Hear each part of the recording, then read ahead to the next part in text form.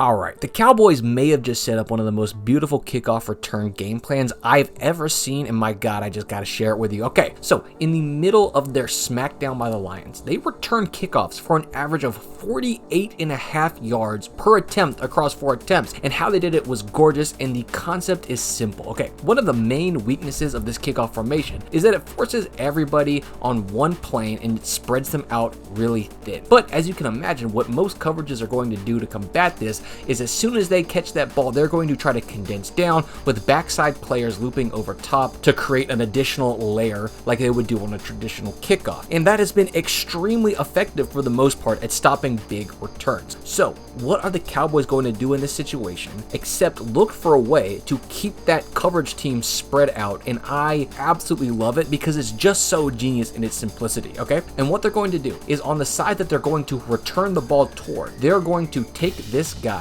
furthest on that side and have him run backwards, away from the play, not blocking anybody, and just do nothing. It might sound crazy, but hear me out. By doing this, they are representing a potential fake play known as the reverse, where Turpin would hand it off to this player who would then take it in the opposite direction. So if your team were to condense, beat all of their block insides towards where the kick was being returned to, and try to get to the returner, and he actually hands it off here, it's almost impossible to not have that turn into a humongous chunk play, as everybody would have to reverse their momentum. And if you want to see how threatening this is, take a look at what happens. Just the mere threat that this ball could be handed off, look at this, 6 backside players all stop their feet and have to now square up their blockers to give them the option of going either way to adjust to which way this return goes, and my god, it lets Turpin burn them for another 79 yards. On top of that, for the rest of this game, Cavante Turpin was always facing down just a single row of defenders as the backside players